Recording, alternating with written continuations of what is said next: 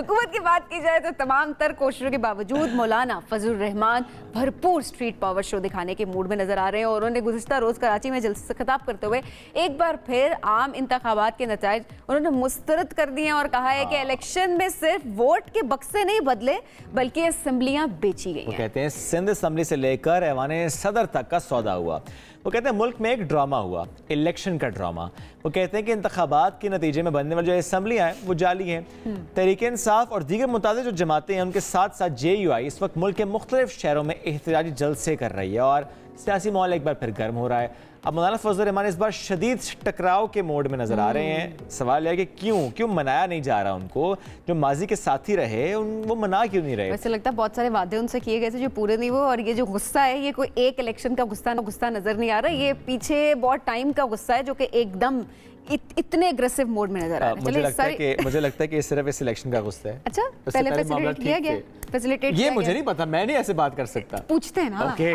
बढ़ते हैं, इस हवाले से जानते हैं। हमारे साथ मौजूद हैं सीनियर एंकर पर्सन और आसमा शिराजी साहब। आसमा साहब बहुत शुक्रिया प्रोग्राम में ज्वाइन करने के लिए। आसमा साहब, मौलाना साहब की बात की जाए, हुकूमत से भरपूर टकराव के मूड में नजर आ रहा है, जैसे हमने अभी भी बताया, और एहतजाजी तहरीक पूरे जोर शोर से उन्होंने शुरू कर दिया है। अच्छा, बातचीत की ऑफर्स मुसलसल उनको आ रही हैं लेकिन ठुकराए जा रहे हैं। मैं बात नहीं करूंगा, लेकिन हुकूमत फिर भी मुज़ाकरात की ख्वाहिश का इजहार करी है। क्या हुकूमत और मौलाना के ताल्लुकात आने वाले दिनों में मजीद कशीदा होती आप देख रही हैं, और इनके जो मुजाहिरे किस हद तक कामयाब होंगे, जो ये कह रहे हैं कि हम एहतजाज करेंगे, लोगों को बुलाएंगे, ये इस मामले को आप किस तरफ जाता हुआ देख रही हैं?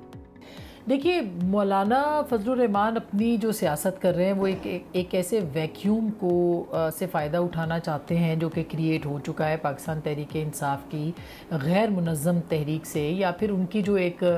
बतौर अपोजिशन जमात जो है उनके अंदर तंजीमी मसाइल हैं और बहुत सारे मामलात हैं। तो एक वैक्यूम जो है वो जेन्युइन अपोजिशन का वो क्रिएट हो चुका है, एक खला है जो कि बन चुका है, उसको वो पूरी तरह से अपने हक़ में इस्तेमाल करना चाहते हैं, वो उससे फ़ायदा उठाना चाहते हैं। हुकूमत भी यही चाहेगी कि मौलाना फजलुर रहमान अगर अपोजिशन में बैठते भी हैं और वो आवाम की आवाज़ भी बनते हैं और वो उनकी वेंटिलेशन भी होती है और अगर वो जगह भी हासिल करते हैं, तो मेरा ख्याल है कि PTI से या पाकिस्तान तहरीक इंसाफ से कहीं दर्जे बेहतर है कि मौलाना फजलुर रहमान बतौर अपोजिशन जमात के या बतौर अपोजिशन अलायंस के हेड के, जो कि वो खुद अपना एक क्रिएट करना चाह रहे हैं, वो उसके अंदर अपना काम करें। तो हुकूमत उनके साथ एक अपोजिशन लीडर के तौर पे राब्ता रखना चाहती है, वो भी हुकूमत के साथ उसी तरह का राब्ता रखेंगे। कोई डेडलॉक नहीं होगा जिस तरह से पाकिस्तान तहरीक इंसाफ ने एक डेडलॉक जो है वो क्रिएट कर लिया और अपनी जगह छोड़ी है। तो इस हवाले से सूट करता है हुकूमत को भी और मौलाना को भी कि वो इस तरह की जो पॉलिटिक्स है ये इसमें रहें, क्योंकि ये मामला बहुत अहम है। जब इंतखाबात की मुबैना धांधली की हम बात कर रहे हैं, अब आसमा साहब, PTI ने भी तो इंतखाबात में मुबैना धांधली पर वाइट पेपर जारी कर दिया और चीफ इलेक्शन कमिश्नर के इस्तीफे का मुतालबा दोहरा दिया है, और पार्टी जो कह रही है कि कौमी असम्बली में 180 नशिस्तें उसने जीती हैं तो उसकी तहकीकात के लिए अदालती कमीशन तश्कील दिया जाए, ये उन्होंने ज़ाहिर है इसकी इस्तदा की। अब इस वाइट पेपर से चीफ इलेक्शन कमिश्नर का इस्तीफा और अदालती कमीशन के मुतालबात, इस पर क्या राय है आपकी? देखिए, ये तो वो मुतालबे हैं जो कि उनका हक बनता है पाकिस्तान तहरीक इंसाफ का, जो कि जिनको इस बात का यकीन है कि उनका इलेक्शन चोरी हुआ है, उनका मैंडेट चोरी हुआ है, वो इसके ऊपर मुस्तकिल बात भी कर रहे हैं और उनके एतराज़ात दुरुस्त भी हैं, उनके बहुत सारे इल्ज़ामात में बहुत वज़न भी है। लेकिन ज़ाहिर है कि उसका एक तरीक़ाकार है, वो कहा जाता है कि वो जी ट्रिब्यूनल में जाएंगे तो उसके बाद देंगे। वो चाहते हैं कि जो उनकी मैंडेट चोरी हुई है उसके ऊपर एक जुडिशल इंक्वायरी या एक जो पूरा सिस्टम है वो बैठे। कल एक बहुत अच्छी डेवलपमेंट भी हुई है जिसमें कि लीगल रिफॉर्म्स की बात की गई है, और वो है इलेक्टोरल रिफॉर्म्स के हवाले से तहरीक इंसाफ ये चाहती है कि उसके ऊपर बात हो। ये एक दरवाज़ा खोला है तहरीक इंसाफ ने कि इस मामले के ऊपर वो पार्लियामेंट के अंदर हुकूमत के साथ जो है वो बात करना चाहते हैं। और अगर जो डेडलॉक है, अगर उसको देखा जाए कि वो डेडलॉक को ख़त्म करने की तरफ बढ़ रहे हैं, तो ये एक अच्छी और बड़ी कोशिश है। तो ये जो पाकिस्तान तहरीक इंसाफ ने किया है कि वो वाइट पेपर भी देंगे, एहतजाज भी करेंगे, जो कि उनका आईनी हक़ है।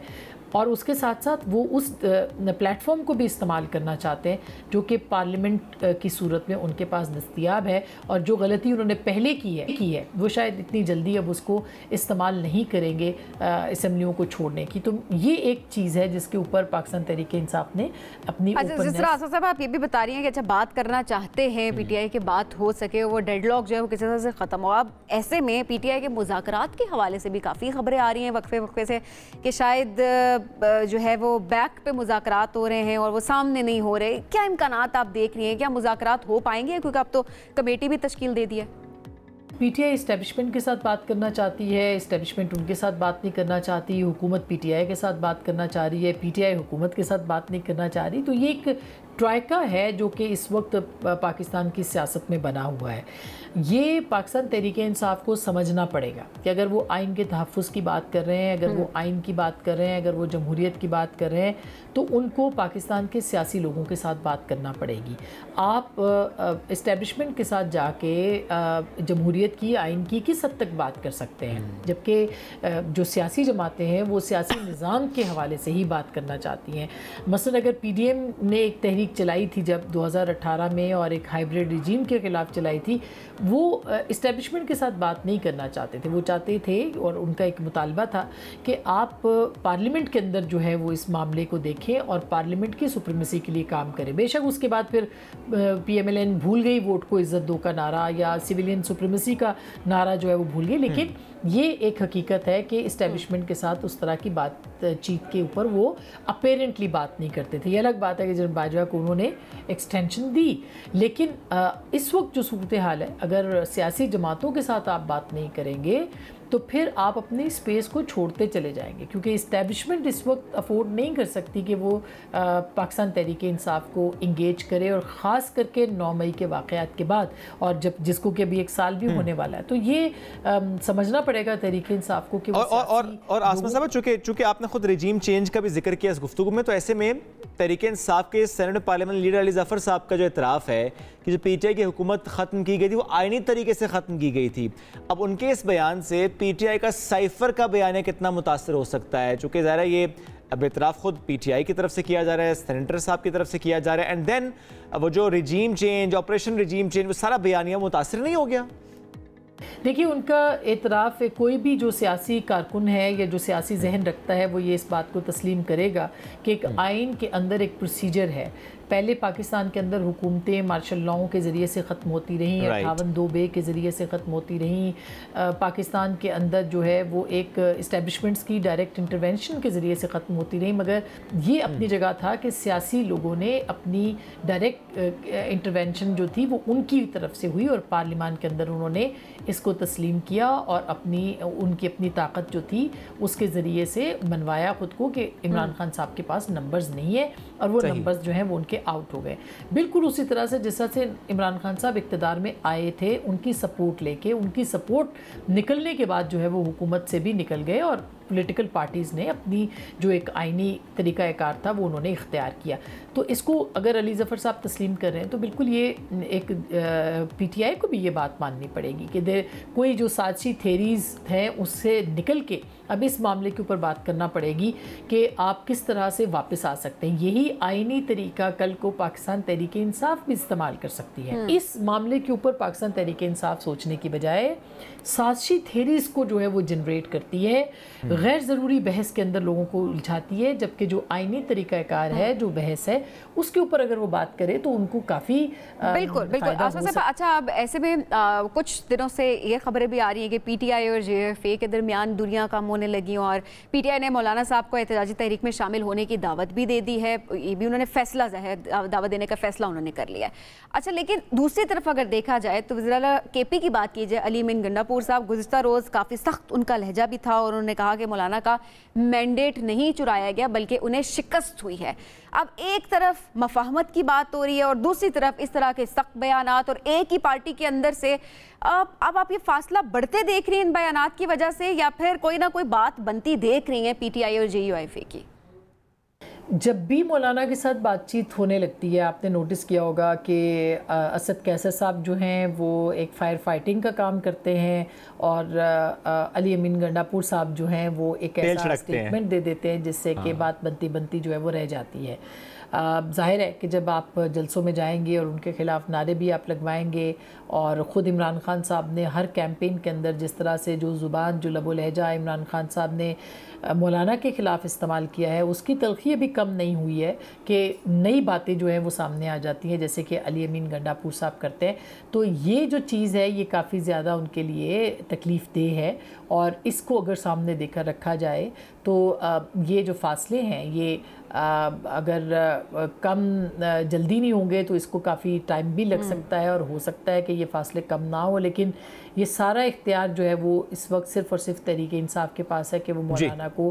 ठीक है। ये पॉइंट आ गया आसमा साहबा। अब इसहाक डार साहब को नायब वज़ीर आज़म बनाना और राना सनाउल्लाह साहब को वज़ीर आज़म का मुशीर बनाना, इस पर आपकी क्या राय है? क्या इसका मकसद इन दोनों रहनुमाओं को खुश करना है या नून लीग की कोई अंदरूनी सियासत है, कोई मैसेज देना है, या वो जो नारा लगाया था कि पाकिस्तान को नवाज दो, आप कह रहे हैं हुकूमत को नवाज दो इस तरीके से कि नवाज के साथियों को आगे आगे लेकर आओ? देखिए, मेरा नहीं ख्याल कि इन दोनों को खुश करना है। इसहाक डार साहब को नायब वज़ीर आज़म बनाने के लिए पाकिस्तान मुस्लिम लीग नवाज़ जो है वो मियाँ नवाज शरीफ की उस टीम को आगे कर रही है जो कि ज़ाहिर है कि इसहाक डार साहब को कहा जाता है कि वो उनकी टीम है। ये ऐसा नहीं है कि शहबाज शरीफ साहब उनकी टीम नहीं है, वो भी उनकी टीम है, लेकिन एक पॉलिटिकल उसके साथ वो गुड और बैड वाला जो तासुर है कि एक हॉक्स भी उनके साथ होंगे शहबाज शरीफ साहब के साथ, वो एक तासुर जो है वो दिया जा रहा है, वो एक बयानिया बनाया जा रहा है। और इसी तरह से अगर आप देखें तो राना सनाउल्लाह साहब को भी पॉलिटिकली जो है जिस तरह से उन्होंने कुछ अरसे में अपना नैरेटिव दिया है वो उसको कामयाबी मिली है। तो उस नैरेटिव को पॉलिटिकल उसके साथ इनकॉर्पोरेट करना इस वक्त इस सियासी हुकूमत की बहुत ज़्यादा ज़रूरत है, जिसको कि इसके एलाइज की भी जो कैबिनेट में भी नहीं है और पॉलिटिकली भी एक टेक्नोक्रेटिक सेटअप जो है वो ज़्यादा लग रहा है। तो उसको मेलो डाउन करने के लिए, उसको बैलेंस करने के लिए जो सियासी लोग हैं उनकी शमूलियत और उनका इख्तियार जो है वो पाकिस्तान मुस्लिम लीग नवाज़ चाहती है कि वो नज़र आए और उस सूरत में जो मुख्तलिफ सियासी लोग हैं उनको वो पार्लियामेंट इंडक्ट करना चाह रहे हैं, ये किया जा रहा है, उनको पोलिटिकली एक्टिव किया जा रहा है ताकि वो तासुर जो है। चलें, ये तो होगी सियासत की कुछ बातें। आज के दिन के हवाले से अगर हम कुछ बात करें, शुएब अब आसमा साहिबा के भी इस पे राय जरूर हम लेंगे कि आज वर्ल्ड प्रेस फ्रीडम डे मनाया जा रहा है। फ्रीडम है? क्वेश्चन मार्क है। बहुत सारी ऐसी बातें हैं जो कि करना चाहते हैं, करने दी नहीं जा रही होती। सेंसरशिप की जद में मीडिया आज भी है पाकिस्तान में। देखा जाए वैसे तो ग्लोबली अगर देखा जाए तो ऑब्वियसली पॉलिसीज होती हैं, लेकिन फिर जब वर्ल्ड प्रेस फ्रीडम डे और कहा जाता है कि मीडिया आज़ाद है, लेकिन उसके बावजूद फिर सेंसरशिप क्यों होती है? बहुत सारे मामलात पर आप बात क्यों नहीं कर पा रहे होते? इसकी वजूहात आसमा साहिबा आपको क्या लगती हैं और इसका हल कैसे मुमकिन है? आप देखिए, इस पाकिस्तान के जो सहाफ़ी हैं उनके लिए तो कभी भी आइडियल इन्वायरमेंट नहीं रहा। सहाफ़ियों के लिए पिछले 75 बरसों में पाकिस्तान के सहाफ़ियों ने कोड़े भी खाए हैं, उन्होंने अपने ऊपर इल्ज़ामात भी लगवाए हैं, उन्होंने जेलें भी काटी हैं, उनको कत्ल भी किया गया है, उनको उनकी ज़ुबान बंदी भी हुई है, उनके लिखने पे, कहने पे, बोलने पे पाबंदियाँ भी लगी हैं। लेकिन उसके साथ साथ इस वक्त जो सबसे बड़ा चैलेंज नज़र आता है वो ये है कि सहाफ़ियों की अपनी जो जिम्मेदारियां हैं वो क्या है। ये भी अहम बात है। इसमें कोई दो राय नहीं है कि सहाफ़ियों को पाबंदियों का सामना भी है और हमेशा रहा है और मेरा ख्याल है रहेगा भी, लेकिन ख़ुद सहाफ़ी तंजीमों, सहाफ़ती बरादरी और सहाफ़ियों को जो फ़ेक न्यूज़ से ख़तरा है, जो प्रोपेगेंडा से ख़तरा है, जो एक ख़ास मंसूबे के तहत मुनज़्ज़म अंदाज में सहाफ़त के चेहरे को जिस तरह से बिगाड़ा गया है, उसको दुरुस्त करने के लिए मेरा ख्याल है कि ये एक चैलेंज है जो कि सबसे बड़ा है। और फ्रीडम ऑफ प्रेस के लिए जहाँ हम लड़ते रहें, इन पाबंदियों के ख़िलाफ़ लड़ते रहें और लड़ते रहेंगे। आसमा साहिबा, बहुत शुक्रिया साथ मौजूद थी।